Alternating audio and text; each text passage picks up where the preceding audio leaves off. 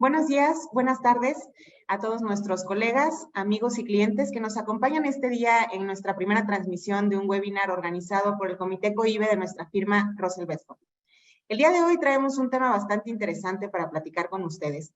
Un tema que sin duda en los últimos años en materia fiscal ha estado originando bastante revuelo debido a dos factores principalmente. Uno, la coyuntura económica que cada vez obliga más a los grupos de compañías, tanto nacionales como internacionales, a realizar de forma más expedita y con más orden sus transacciones entre partes relacionadas. Y número dos, lo que esto apareja, justamente las revisiones y el incremento que se ha dado de las revisiones por parte de las diferentes autoridades fiscales en las distintas jurisdicciones. Es por eso que hoy traemos un panel de expertos en la materia de precios de transferencia que nos va a ayudar a identificar cuáles son estos puntos de interés en cada uno de los países en los cuales están, cuáles son aquellos puntos que deberíamos de estar tomando en cuenta, aquellos temas que deberíamos de considerar en materia de precios de transferencia, siendo que, como dijimos, es una materia que está en boga alrededor de todo el mundo. En esta materia en particular, precios de transferencia, Russell Bedford se ha rodeado de un equipo de especialistas con bastante bagaje y con bastante experiencia que el día de hoy nos van a estar platicando sobre todos estos temas. Sin más preámbulos, les quiero presentar al panel de expertos que nos va a estar acompañando el día de hoy en esta presentación para llevarnos de la mano en la participación. Tenemos de Paraguay a Mariana Montiel, de Brasil a Elian Resmini, Argentina Juan Manuel Cuenca, España a Irán González, México Fernando Velázquez, Ecuador Diego Sierra, Colombia Alexandra Arbeláez, Chile Eric Kessler, y como moderadora los estaremos acompañando el día de hoy Rocío Luna de España y su servidora Xochitl Contreras de México. Por favor, antes de empezar, quiero comentarles que cualquier duda o comentario que lleguen a tener respecto a los temas que vamos a estar tratando o algún tema en particular que quieran tratar con alguno de los expertos que nos acompañan el día de hoy, están abiertos ya en su plataforma, la sección de Q&A, para que puedan dejarnos comentarios, preguntas, dudas, y posteriormente nuestros especialistas estarán contactando con ustedes para dar respuesta a todas sus inquietudes. Sin más preámbulo, quiero ceder la palabra para poder iniciar con este webinar y empezar la plática acerca de todos estos aspectos diferentes que están ocurriendo a nivel Latinoamérica y a nivel España, a nuestra especialista de precios de transferencia, Mariana Montiel, de Paraguay. Mariana, quisiera preguntarte, ¿cómo puedo identificar en Paraguay si mi empresa se encuentra obligada a presentar un estudio de precios de transferencia, un estudio técnico de precios de transferencia? Y también, ¿cuándo es que en su caso se darían estas presentaciones? Mariana, adelante. Buenos días a todos, muchas gracias Xochitl por la introducción. Y en Paraguay, como algunos ya manejan, somos los últimos en la región en introducir la normativa de precios de transferencia. Con lo cual, del año 2019 al 2022 hemos tenido los cambios más importantes, adaptándonos a las reglamentaciones para proceder a la presentación del estudio del año 2021, recién en enero del 2022. Entró a regir la normativa aquí, con lo cual en el mes de octubre se hicieron las primeras presentaciones de los estudios técnicos. Ya para el año 2023 tenemos vencimientos establecidos mediante el calendario de declaraciones juradas informativas.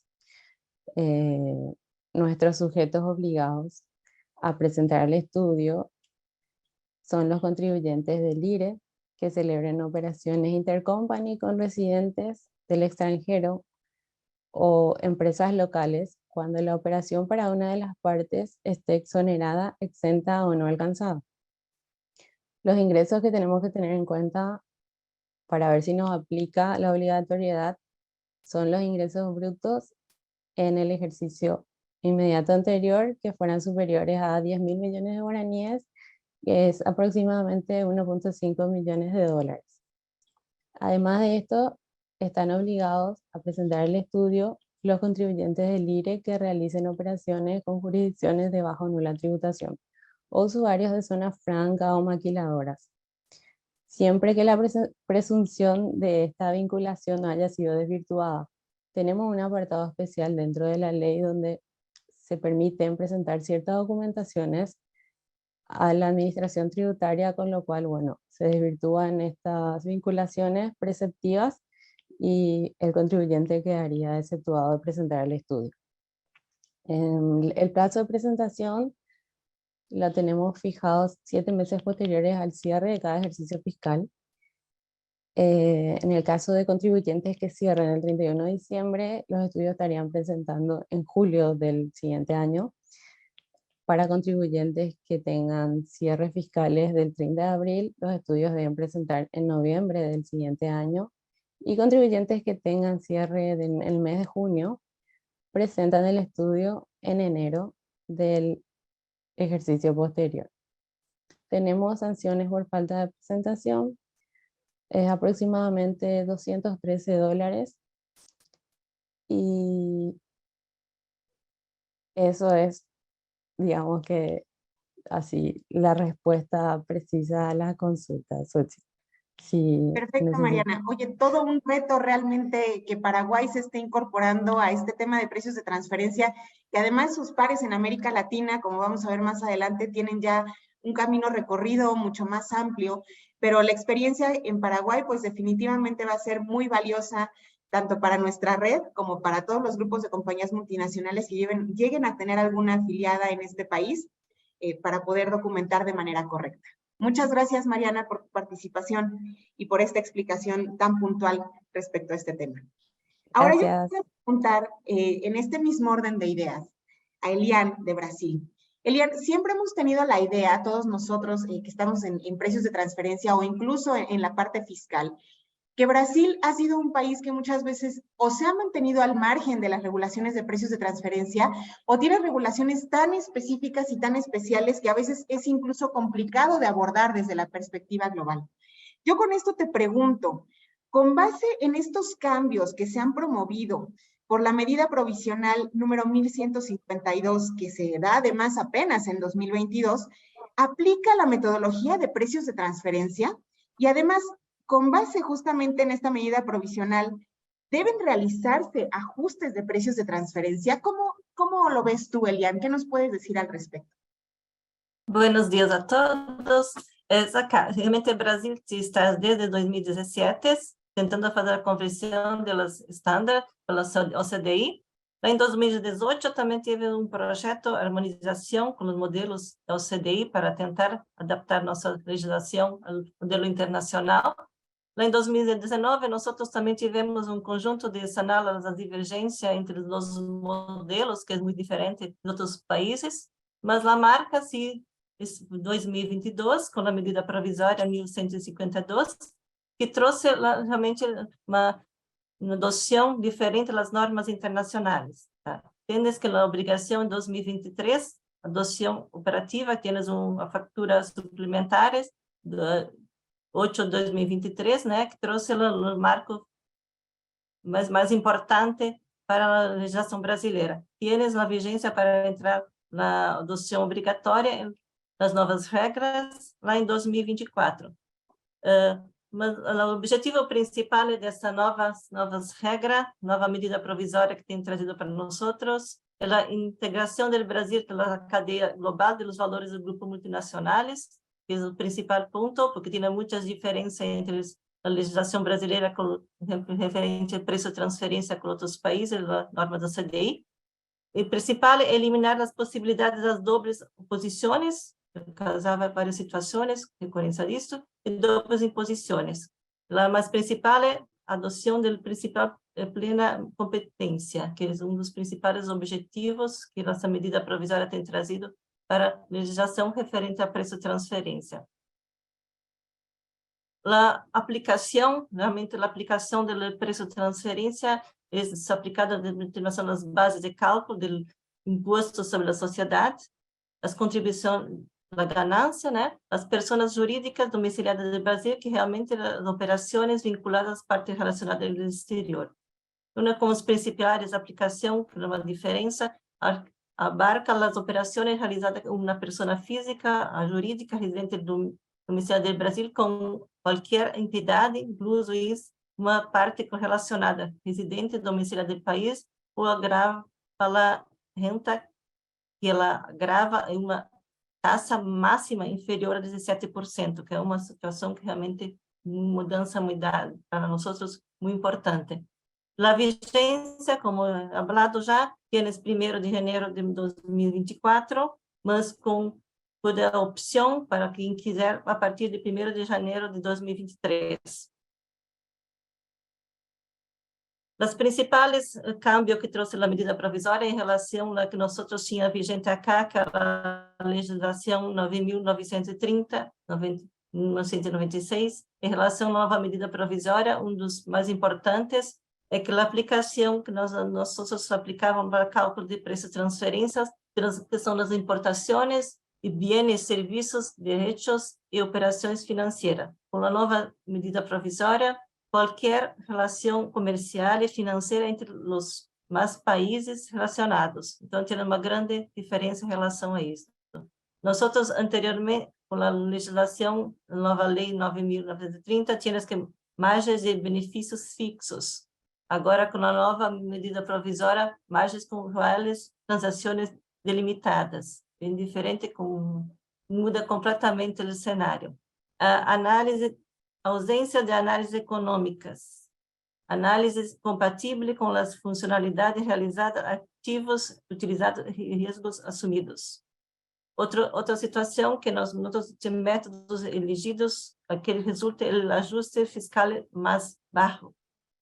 Agora, com a nova medida, temos que o método elegíveis é menor, apresenta as operações bajo análises. Então, são bem diferentes. Outra questão das ausências de previsões específicas de hechos.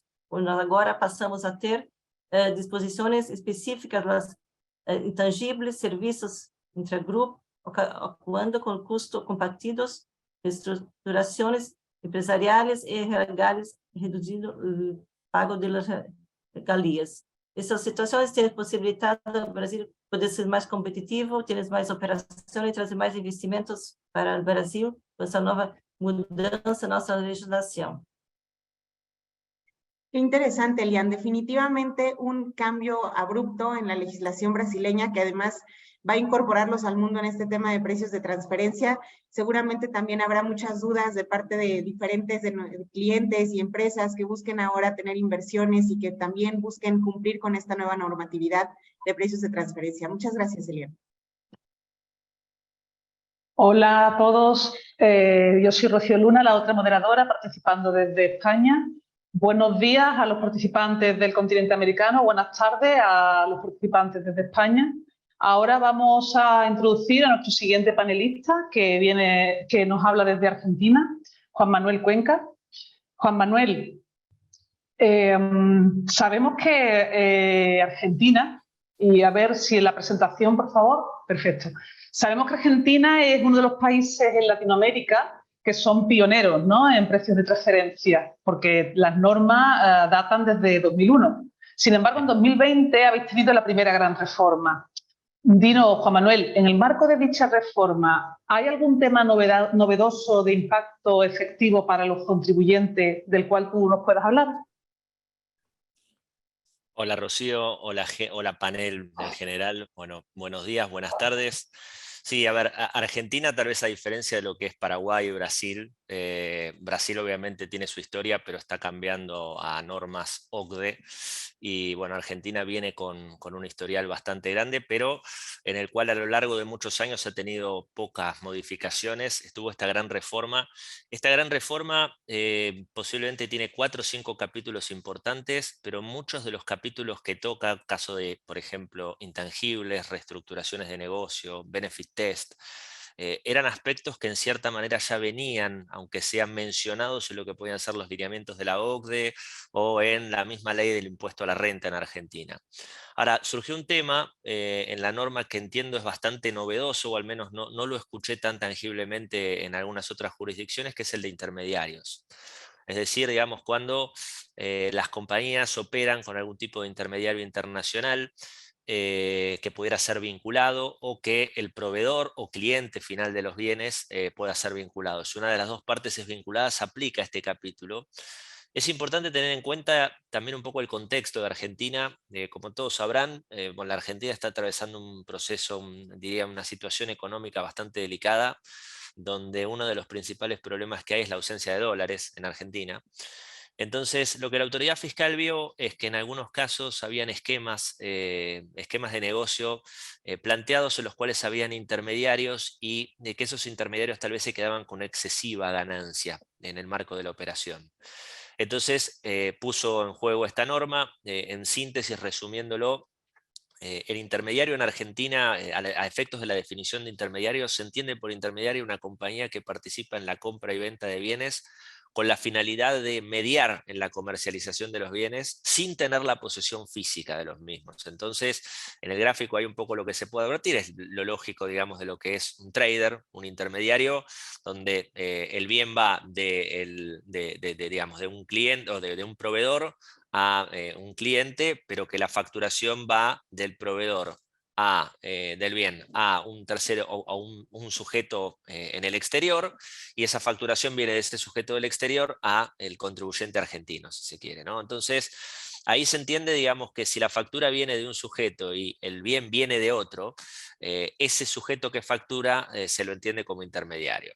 Entonces, en el marco de eso, ahí les pido el siguiente slide. En el marco de eso, la norma fue introduciendo con la cuestión de intermediario. Primero es la ley, como en todas las normas tenemos ley, decreto y resolución. La ley básicamente hace una referencia conceptual diciendo que el intermediario, que el intermediario tiene que tener una remuneración, obviamente en todo lo que es transfer pricing siempre hablamos de lo mismo, que guarde relación con lo que son, con el valor agregado que incorpora en la operación, con las funciones que realiza, los riesgos que asume, los activos que tiene involucrados en la operación. El capítulo intermediario es importante, lo dije, pero aplica en la medida que una de las patas sea vinculada, es decir, intermediario o cliente barra proveedor, si una es vinculada, esto que vamos a hablar ahora aplica. ¿Y qué es lo primero, digamos, que hay que tener en cuenta? Lo primero que quiere el fisco es, obviamente, que la remuneración que le dejemos tenga, que guarde relación con las funciones que realice y los riesgos que asume. Pero a la vez, obviamente, que está vinculado con ello, el decreto habla de la sustancia del intermediario, es decir, que el intermediario tiene que tener una real presencia, tiene, digamos, que nuevamente, digamos, guardar una remuneración que tenga sentido con lo que hace o lo que interpone en la operación.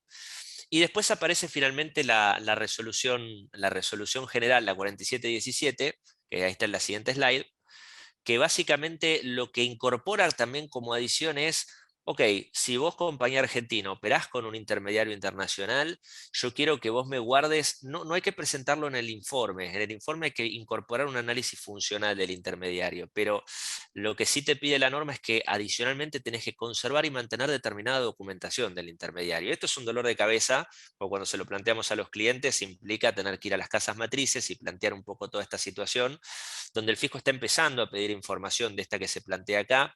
Lo que se ve, si se quiere, en la parte izquierda tiene que ver con cuestiones que hacen a la formalidad, es decir, tenemos que poder acreditarle al fisco que determinadas constancias que acrediten la presencia del sujeto en el territorio, alguna certificación emitida por un profesional competente que pueda acreditar que está inscrito en los impuestos directos, etc.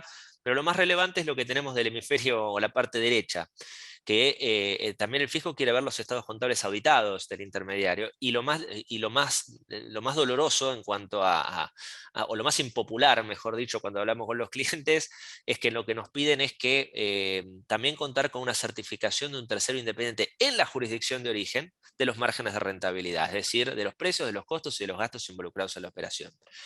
¿Cuál es un poco, digamos, el meollo de toda esta cuestión? El fisco argentino presupone que si hay un intermediario, el contribuyente puede estar dejando una ganancia en el exterior. Entonces lo que hace es invierte la carga de la prueba y le dice al contribuyente que tiene que probarle que el intermediario gana conforme sus funciones, sus riesgos y sus activos. Entonces vamos a suponer que del análisis que se hace, hacemos un informe de precio de transferencia, la rentabilidad que mostramos para el contribuyente argentino es buena, pero se encuentra esta situación del intermediario, y el intermediario, hay un caso que fue testigo, digamos, que tal vez salían unas maquinitas de afeitar de Brasil, y en realidad la maquinita de afeitar entraba en Argentina desde Brasil a 100, o sea, salía de la aduana brasilera a $100, pero entraba en Argentina a $200, porque había un intermediario en el exterior.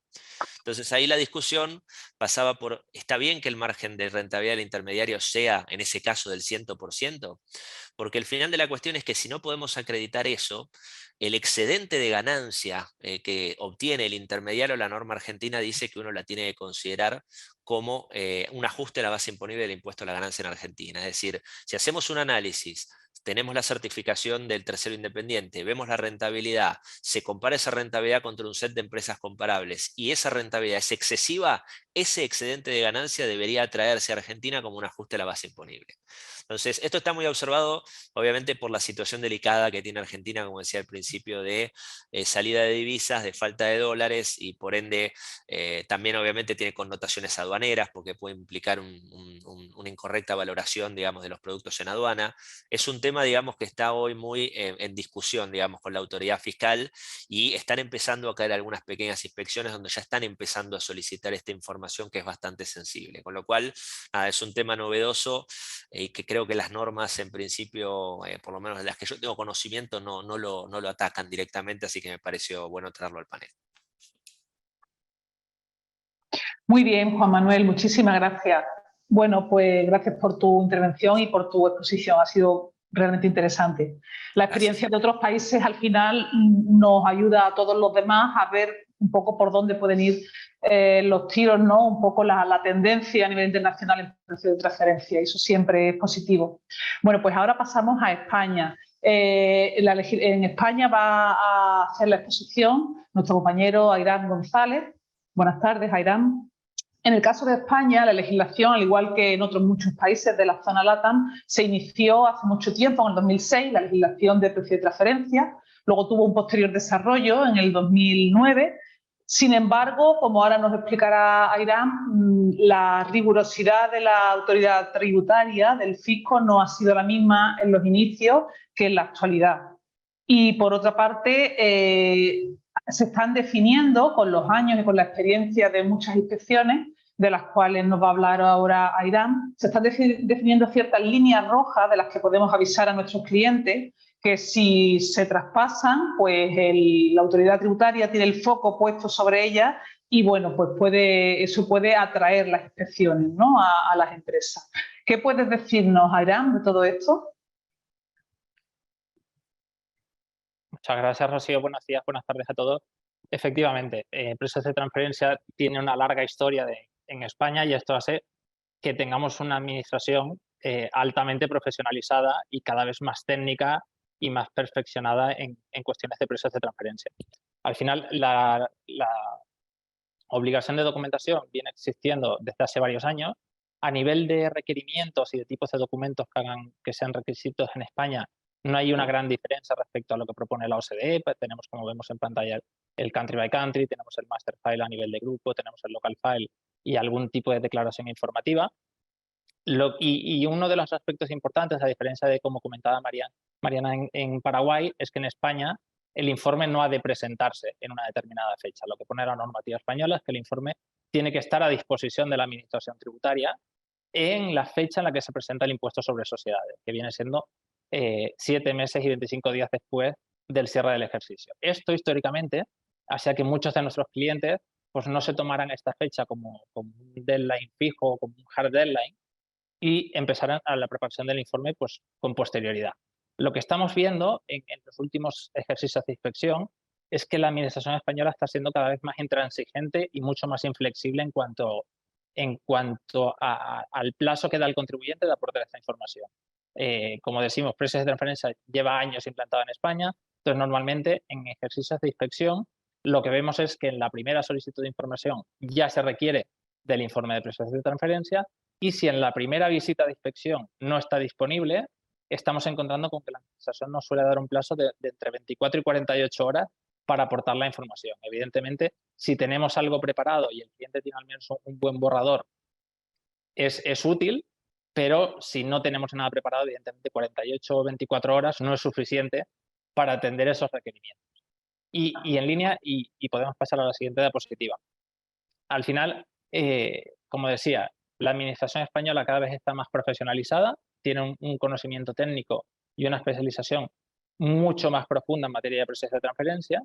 Y aquí lo que creía que puede ser útil compartir con el panel es aquellas, como comentabas tú, las líneas rojas o las áreas que están en el radar o en el foco de la administración tributaria. Entonces, aquí en España, con carácter anual, la administración comparte un documento que se llama el Plan de Control Tributario, que, si me lo permites, es un poco la hoja de ruta que va a seguir la administración tributaria en sus actividades de comprobación y de inspección. Desde hace años, los precios de transferencia ocupan gran parte de ese documento, es decir, hay un gran foco por parte de las administraciones. Y aquí simplemente era compartir con vosotros 4 o 5 puntos que suelen llamar la atención o suelen, como decías tú, definir líneas rojas en materia de inspección. Una de ellas es evidente, pero es las bases imponibles negativas y los créditos fiscales. Suele haber un foco por la inspección en aquellos contribuyentes que, fruto de sus operaciones vinculadas o no necesariamente relacionadas con ellos, pero que teniendo operaciones vinculadas presentan recurrentemente una situación de pérdida y van acumulando bases imponibles negativas. Ahí la inspección pues, suele poner el foco y suele cuestionar la naturaleza de esas bases imponibles. Otra de las cosas que estamos viendo que se fija la inspección es que normalmente pensamos que precios de transferencia es un tema entre compañías y normalmente a nivel internacional o cross-border. En España estamos viendo un cambio de tendencia y hay mucho foco en empresas familiares o empresas personales, es decir, persona física que lleva a cabo su actividad a través de una empresa. Y aquí normalmente el interés de la administración suele estar en la diferencia de tipos o de gravámenes que hay entre el impuesto de la renta de la persona física, que en España es mayor al impuesto sobre sociedades. Entonces suele haber una comprobación de cómo se remuneran aquellas transacciones entre la persona y la persona jurídica. El tercer punto que vemos en pantalla es las regularizaciones previas. Aquí sí que la Administración Tributaria Española cuenta con unos programas informáticos y unos sistemas de información bastante sólidos y hemos tenido el caso con varios clientes que, ya habiendo pasado una primera comprobación, tienen una segunda comprobación en la que el objetivo de la inspección es ver si el cliente ha adaptado sus políticas de precios de transferencia a las conclusiones que se alcanzaron en la primera inspección. Y si no, suelen aplicar, si me lo permites, un ajuste medianamente automático. Y los últimos 2 puntos los vamos a tratar de manera conjunta, no es algo que sea distinto seguramente al resto de jurisdicciones, lo comentaba Juan Manuel en Argentina, al final, activos intangibles, servicios intragrupo, operaciones financieras, precios de transferencia, ya lo dicen las directrices, que no es una ciencia exacta, y suelen ser operaciones que de alguna manera u otra suelen llevar a algún tipo de controversia en las actividades de inspección aquí en España. Muchísimas gracias, Airam. Estoy segura que los participantes al webinar españoles se han anotado ya los puntos que tienen que revisar urgentemente para comprobar que no están atrayendo el foco de la Administración Tributaria. A nuestros inscritos al webinar, por favor, les recuerdo que en el apartado de preguntas y respuestas pueden plantear las preguntas que les vayan surgiendo durante el desarrollo del webinar, de forma que al final del mismo trataremos de responder a todas las que nos sea posible. Muchas gracias. Les dejo con Xochitl. Perfecto, pues muy interesante y justamente en línea con lo que estaba platicando Airam respecto a estos focos rojos en la inspección que realmente están cada vez más fuertes y no solamente en España, sino en varios países alrededor del mundo. Yo quisiera preguntar, ¿qué pasa en el caso de México? Porque cierto es que hemos visto que recientemente hay un incremento también en la fiscalización. Hubo de hecho reformas que impactaron de manera fuerte en 2022 la documentación de operaciones con partes relacionadas y también esto lleva a que las autoridades fiscales tengan más elementos para prospectar revisiones. Fernando, ¿nos puedes explicar un poquito más tu perspectiva local respecto a este tema de precios de transferencia en México? ¿Qué está sucediendo con las autoridades fiscales y hacia dónde van estas revisiones?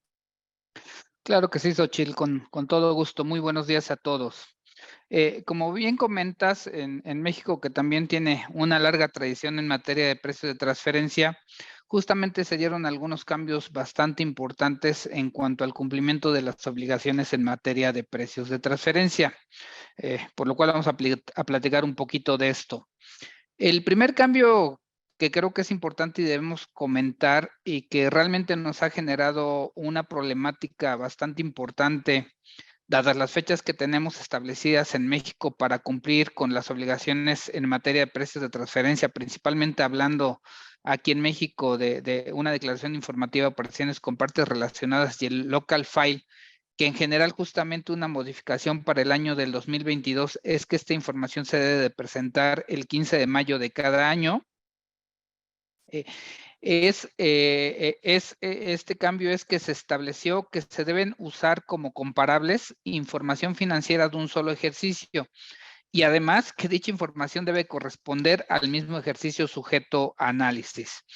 Aquí posiblemente cabe la pena recordar que hasta 2021, basado en las recomendaciones de las guías de precios de transferencia emitidas por la OCDE, era una práctica bastante normal en México que se utilizara información financiera de comparables de al menos 3 años, considerando para estos efectos la última que estuviera disponible, no obstante que no correspondiera al año sujeto a análisis. No obstante lo anterior y en relación con este cambio señalado, la legislación local mexicana indica que dichas guías pueden aplicarse en tanto sean congruentes con las disposiciones de la ley mexicana, lo cual con la inclusión de dicha modificación nos lleva a interpretar inicialmente que efectivamente se debe cumplir con el hecho de utilizar la información financiera de un solo año y que justamente corresponda al mismo ejercicio sujeto a análisis. Obviamente, el aplicar dicho procedimiento pues, nos está generando una problemática bastante importante que ya sufrimos justamente con los estudios de precios de transferencia del 2022.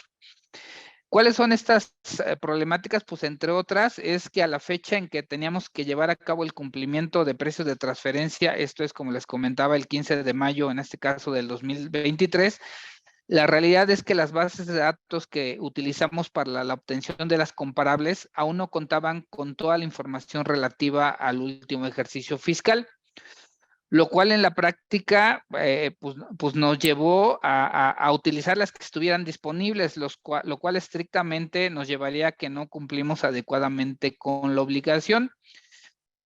Otro aspecto importante creo que fue el relativo a aquellas comparables que aunque sí ya eran del ejercicio 2022, realmente correspondían a ejercicios que no corresponden con el año calendario, ya que cierran en meses distintos al ejercicio. Y esto es importante ya que inicialmente una interpretación al texto de la ley es que la información financiera que debe utilizarse debe corresponder con el año calendario, ¿no? Lo cual también para efectos de tomar las comparables, pues también nos generó una problemática muy, muy importante. Este primer año, como lo estaba comentando, pues se tuvo que presentar las declaraciones informativas a que se estaba obligado, utilizando las últimas comparables que estaban disponibles. Obviamente esta situación puede llevar a un riesgo, ya que estrictamente no se cumplió con la regla. Sin embargo, también es una realidad que ese incumplimiento deriva justamente de la imposibilidad práctica para cumplir con dicha obligación, por lo que en lo futuro pues, seguramente estaremos viendo cuál es la postura de las autoridades fiscales cuando empiecen a revisar los resultados de este año y seguramente en los tribunales, ¿no? Vamos a ver cómo nos va. Y aquí pues hay que considerar el principio de que pues no estamos obligados al imposible, ¿no? La realidad es que en la práctica pues esa información no la teníamos, ¿no? Yo creo que otro aspecto también muy importante justamente que comentabas en cuanto a la fiscalización, y aquí vale la pena recordar que en los últimos años en la legislación mexicana se han venido incorporando diversas reglas antiabuso, como ha ocurrido en muchos países alrededor del mundo. Bueno, aquí a lo mejor cabe la pena recordar que el objetivo de estas reglas antiabuso es evitar que los actos, actividades, operaciones, negocios que se efectúen no se hagan con un propósito meramente fiscal, sino que realmente pues, tengan elementos válidos del negocio.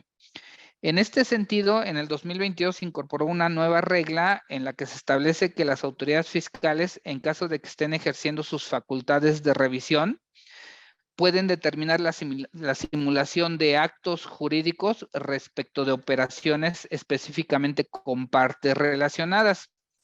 En este punto lo que destaca es que aunque se señala que la resolución debe estar debidamente fundamentada y motivada, La realidad es que para ello pueden basarse, entre otros, en elementos presuncionales. La verdad, esto significa que la carga de la prueba pues, se la pasan completamente a los contribuyentes. Por lo anterior, resultará de suma importancia el nuevamente reevaluar las operaciones que estamos llevando a cabo con partes relacionadas y principalmente su soporte documental que se tenga para efectivamente probar en caso de una revisión de que esas operaciones se realizan realmente con un propósito de negocios y no solamente con un fin meramente fiscal. Aquí, ya por último, yo creo que cabe la pena señalar que en la práctica ya se ha venido observando en revisiones efectuadas por parte de las autoridades fiscales que justamente ya están tomando este tema.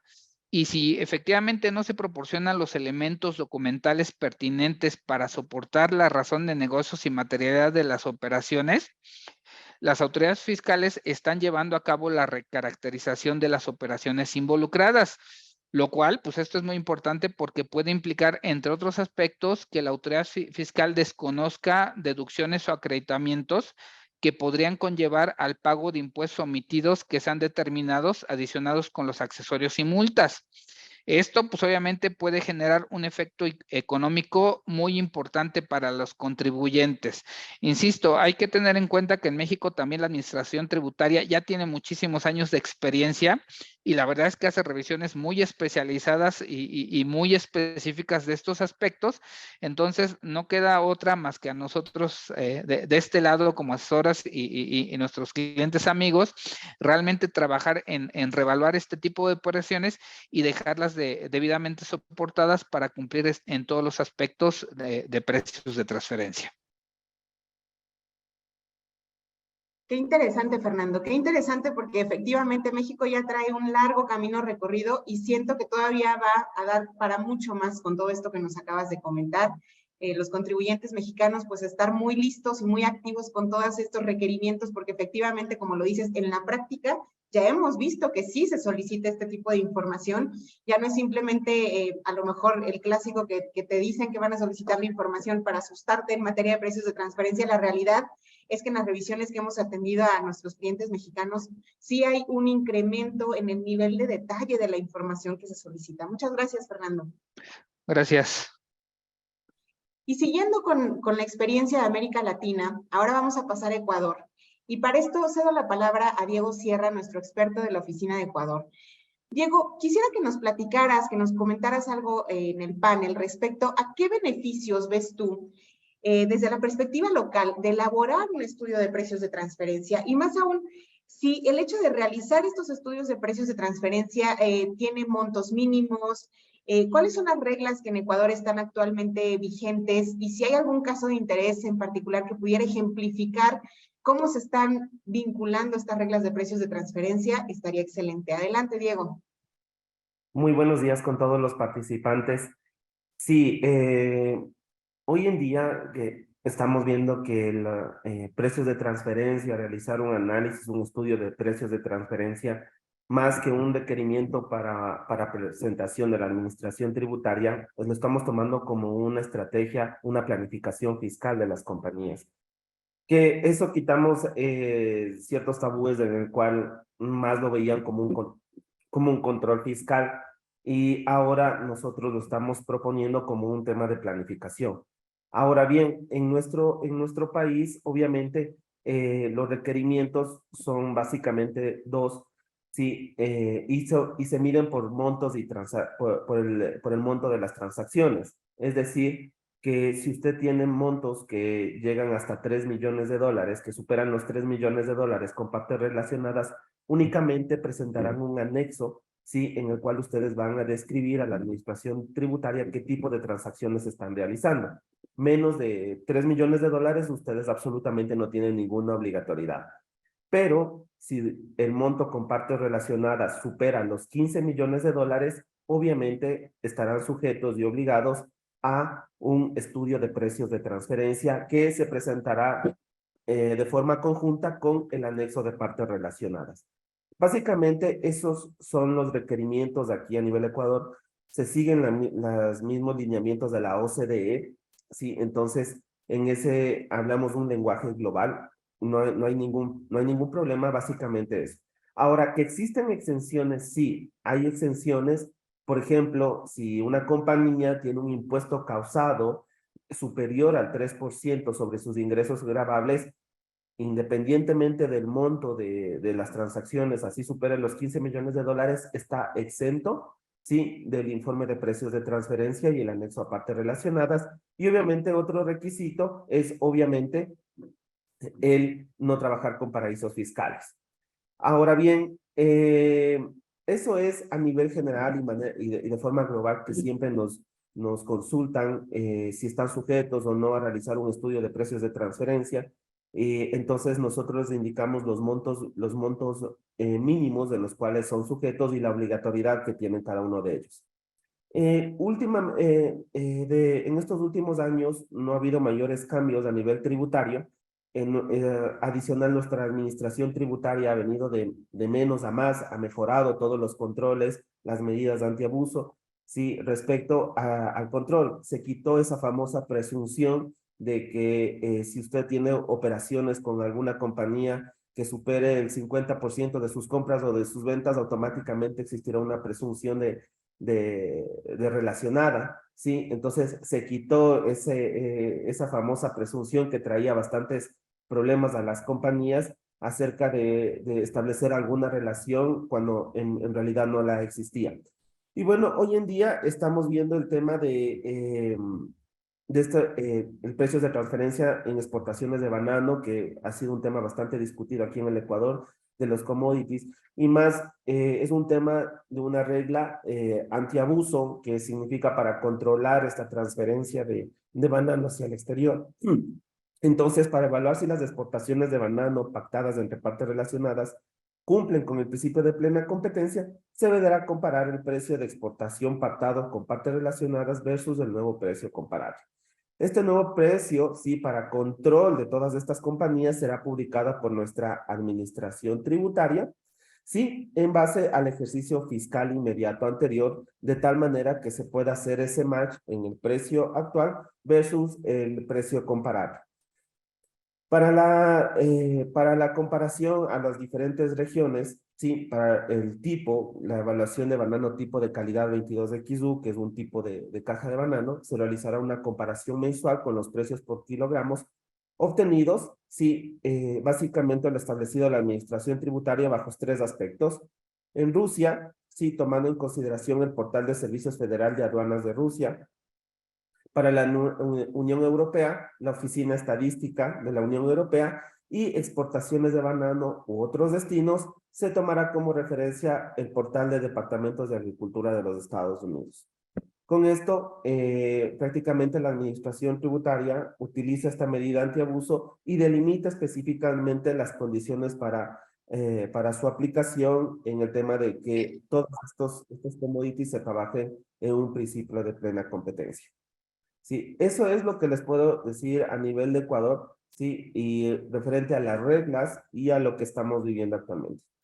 Excelente, Diego, muy interesante cómo se ejemplifica de manera tan clara con este caso en particular la forma en la que podemos realizar en Ecuador este tipo de comparaciones y por supuesto, como decías, el estudio de precios de transferencia, yo creo que esto es a nivel global, no necesariamente es solo para dar cumplimiento a la legislación vigente, ¿no? Definitivamente es un elemento y una herramienta que provee diferentes beneficios para las compañías, en el caso de las comparabilidades, los benchmarks y sobre todo para la toma de decisiones. Muy interesante. Gracias, Diego.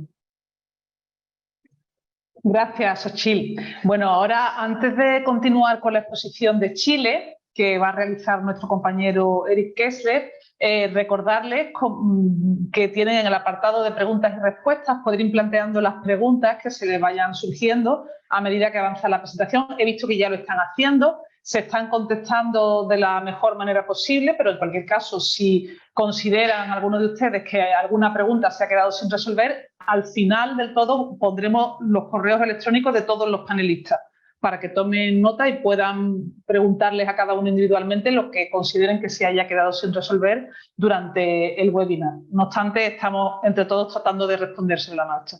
Bueno, como os decía, a continuación nuestro compañero Eric Keller nos va a hablar de las principales recomendaciones y medidas para los contribuyentes en Chile en materia de precios de transferencia. Eric, en tu opinión, ¿qué factores pueden exponer a las empresas a una mayor fiscalización por parte de la entidad reguladora? Muchas gracias, Rocío. Buenos días, buenas tardes a todos los participantes. En primer lugar, vamos a hablar sobre la aplicación que tienen los precios de transferencia en Chile y las obligaciones que las empresas deben cumplir en relación con esta materia. Los precios de transferencia son de vital importancia a la hora de que realizan transacciones con partes relacionadas, ya que su correcta determinación asegura que dichas operaciones se realicen a precios de mercado, evitando y regulando la transferencia artificial de ganancias y cargas impositivas a otras jurisdicciones, ¿ya? En particular en Chile, la normativa de precio de transferencia está establecida en el artículo 41E y 41H de la Ley de Impuesto a la Renta, que esta ley tiene como objetivo principal garantizar que las empresas chilenas que realizan operaciones con partes relacionadas cumplan con los principios de plena competencia y que los precios pactados sean consistentes con los que se habían acordado o con los que se habrían acordado entre partes independientes. En particular, estas normas establecen la definición del concepto de precio de transferencia, establecen también las normas de relación que se deben considerar para efectos de la aplicación del precio de transferencia, entre ellas también incluyen la definición de qué se considera un país con régimen fiscal preferencial o conocidos como paraísos fiscales, y por su parte establecen también los métodos comparativos a ser aplicados, tomando en consideración lo establecido también por la OCDE.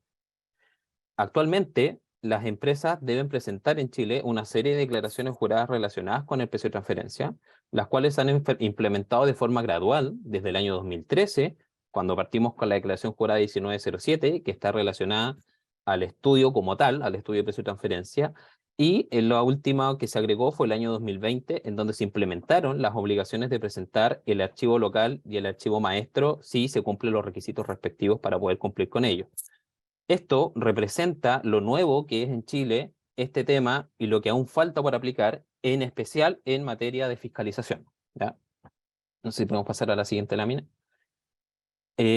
Aquí podemos apreciar los principales requisitos no copulativos que deben evaluar las empresas para confirmar la obligación de informar la declaración jurada 1907, que hoy día es la declaración jurada principal y que está 100% relacionada al estudio. Entre ellos podemos mencionar que las empresas deben estar calificadas como medianas o grandes empresas. ¿Qué quiere decir esto? Que sus ingresos anuales deben superar alrededor del $1.000.000 y que hayan realizado operaciones con sus partes relacionadas. Ese es uno de los requisitos que podrían cumplir. El segundo son aquellas que tengan operaciones con paraísos fiscales según lo mismo establecido por la ley. Y finalmente, si es que no cumplen ni la primera ni la segunda, pero hayan realizado operaciones con empresas relacionadas superiores a los 500 millones de pesos o los $700.000 aproximadamente, también deben cumplir con la obligación de presentar esta declaración jurada, ¿ya? Esta declaración debe contener información detallada de las operaciones realizadas, las metodologías utilizadas para determinar los precios de transferencia y cualquier ajuste realizado, si corresponde. De igual manera, es importante mencionar que actualmente en Chile no es obligación el envío del estudio de precio para dar cumplimiento con las formalidades propias de este tema. Sin embargo, se espera que dentro de poco tiempo se pueda implementar esta obligación, en especial si consideramos que para dar cumplimiento a esta declaración jurada en particular, debe existir la emisión del informe de igual manera, ¿ya?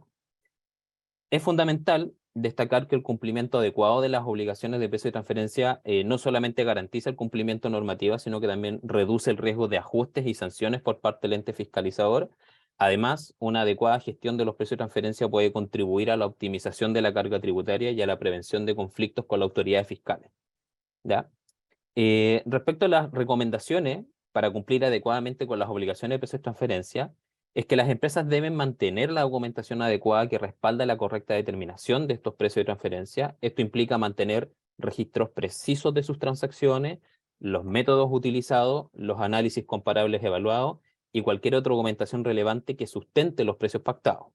Por tanto, la presentación de las declaraciones juradas y la elaboración de los estudios de precio y transferencia son elementos clave para evitar ajustes y garantizar el cumplimiento tributario. Algunos de los principales factores también que pueden llevar a que se realicen procesos de fiscalización en esta materia pueden ser que las transacciones con empresas relacionadas representen un mayor porcentaje del total de operaciones comerciales realizadas durante un año fiscal, así como el alto nivel de transacciones con paraísos fiscales, ¿ya? Y finalmente, aquellas empresas que mantengan pérdidas operativas recurrentes también pueden ser objeto de procesos de fiscalización, en especial si a su vez sus operaciones son principalmente con empresas relacionadas o con paraísos fiscales, ¿ya? Por tanto, pueden generar estos procesos de fiscalización respectivos. Eso. Muy bien, Eric. Muchísimas gracias. Como hemos dicho ya en varias ocasiones a lo largo del webinar y nos están diciendo los participantes a través del apartado de preguntas y respuestas, es realmente enriquecedor tener siquiera algunas nociones de cómo está funcionando, ¿no?, el tema de precio de transferencia en cada uno de los países participantes. Y bueno, y a continuación y en último lugar ya, pues va a participar nuestra compañera Alexandra Arbeláez desde Colombia.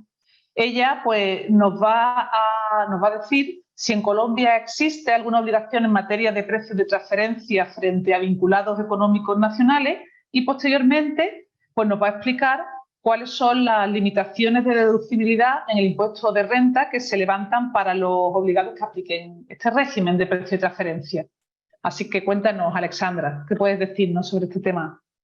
Muchas gracias, Rocío. Bien, en Colombia tenemos un régimen ya que ronda por el orden de los 18 a 19 años, en donde la administración tributaria ha entendido la importancia de este tema y pues esperamos que también al mismo tiempo los contribuyentes. Y hemos notado que en los últimos años las principales fiscalizaciones se han centrado en este tema, que le ha generado a la administración tributaria una importante participación en el recaudo o incremento en este recaudo. Por eso es muy importante aprovechar este espacio para recalcar en los obligados a este régimen de precios de transferencia, identificando en principio 3 grupos. Entonces tenemos en principio todos aquellos que realizan operaciones con sus vinculados del exterior, y para efectos de definir esa vinculación, nuestra norma local tiene unos criterios bien claros para poderlos identificar.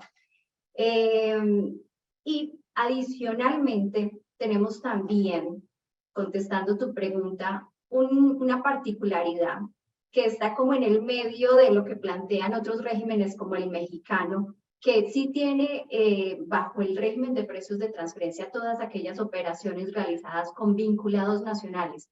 En Colombia, si bien no aplica esta regla, todavía no hemos dado ese paso, sí hemos avanzado en el sentido de incluir dentro de este régimen a todos aquellos vinculados localizados en zonas francas. Y esto se da principalmente porque en zona franca tenemos unas tarifas más bajas que la que aplica para un contribuyente localizado en régimen en territorio aduanero nacional.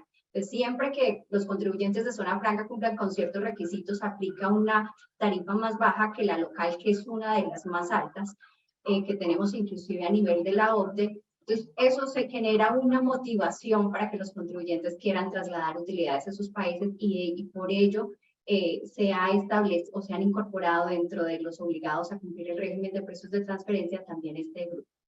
Y muy importante también mencionar aquellas operaciones que se realizan, si bien no con vinculados, sí con terceros localizados en paraísos fiscales, con jurisdicciones de baja o nula imposición o no cooperantes, en donde también se establece esta obligación para los contribuyentes locales de aplicar este régimen y toda esta metodología para poder identificar que no se está tomando provecho de las mismas.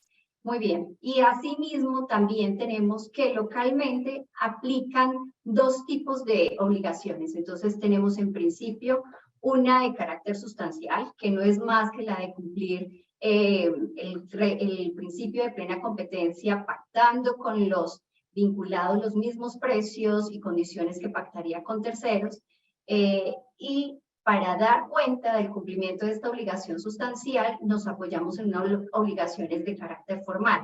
que están a su vez divididas en dos grupos. Entonces tenemos la declaración informativa y la documentación comprobatoria.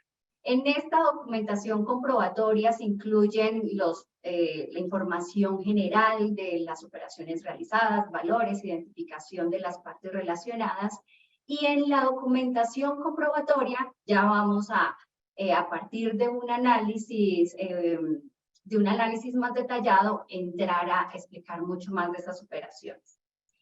Para determinar si estoy obligado a presentar la declaración informativa, también debemos observar ciertos parámetros. Entonces, para aquellos que hayan realizado operaciones con paraísos fiscales, siempre debe presentar la declaración informativa independiente del valor. No importa que este haya sido muy bajito, debe presentar. Para los demás casos de operaciones con vinculados del exterior y en zona franca, sí observaré si mi patrimonio al cierre del año ha superado el valor de 100.000 UETs. La UET es un valor de referencia que usamos para efectos prácticos en Colombia, que equivale en pesos por el orden de 3.800 millones de pesos y en dólares a una tasa promedio $800.000. Entonces, en esto, o ingresos también de 61.000 UETs, que son 2.300 millones de pesos o $500.000. Entonces, en estos casos, tendré que presentar declaración informativa. En cuanto a la documentación comprobatoria, tenemos 3 niveles de documentación: informe local, informe maestro y country by country, para también determinar en cada caso si estoy obligado o no. Debo observar que por cada tipo de operación, llámese de servicios, de compra de inventarios, por cada tipo de estas, identificar si estas superaron el orden de 45.000 UETs, que son 1.700 millones de pesos, o 380.000 dólares. En el caso de paraísos fiscales, este valor se baja a 10.000 UETs, que estamos hablando por el orden de 84.000 dólares. También, como aplica en algunos países diferentes, por ejemplo de España, en Colombia tenemos fechas muy estrictas, las cuales para declaración informativa y documentación comprobatoria que comprende el informe local están en septiembre, y para el informe maestro, que es otro de los niveles de documentación comprobatoria junto con el country by country, esos se deberán presentar a final de año en el mes de diciembre. Y para cerrar, tú preguntabas algo muy importante, Rocío, y es sobre las limitaciones que se levantan para aquellos contribuyentes que cumplan con el régimen de precios de transferencia. Y es que además de evitarse sanciones, pues aquí también se generan unas ventajas, por llamarlo de alguna manera, frente a limitaciones que el normal de los contribuyentes debería observar. Y es que si tengo operaciones de crédito o endeudamiento con socios, en Colombia normalmente aplican intereses presuntivos, pero si estas operaciones están incluidas dentro del régimen de precios de transferencia y logro demostrar o defender la tasa establecida, esta será la que aplique. Y asimismo, todos los costos financieros que se desprendan también de este tipo de operaciones de endeudamiento podrán ser aprovechados en el impuesto de renta. Pasando rápidamente a otros aspectos, también todo lo relacionado con venta de activos. En Colombia se establecen unos valores de utilidad mínima que cuando se trata de activos fijos es del 15%. Cuando yo lo realizo con un vinculado y logro demostrar los precios establecidos con esto, y si la utilidad está por debajo, inclusive llego a tener pérdida, el estudio de precios de transferencia va a constituir una prueba en contrario para lograr llevar el valor real y no la presunción que me establece la norma. Otras podrían ser la amortización en adquisición de activos intangibles, que también es muy importante. Y finalmente, también cuando realizo operaciones con estas otras denominadas jurisdicciones de bajo nula imposición o no cooperantes, paraísos fiscales, también si logro demostrar que las he bajo el régimen de precios de transferencia, que las he realizado a precios de mercado, estas podrán ser incluidas dentro de la declaración de renta como costo o gasto según corresponda. Muchas gracias, Rocío. Espero haber sido clara y que con este mensaje todos sensibilizar a todos nuestros participantes de la complejidad e importancia de estos temas de precios de transferencia para que los tengamos muy presentes y nos evitemos dolores de cabeza y los podemos planear con oportunidad. Sin duda, Alexandra. Mira, una pregunta que han hecho en el chat de preguntas y respuestas dirigida a Colombia. Te la leo por si nos la puedes responder y si no, pues nos la anotamos y la respondemos con posterioridad.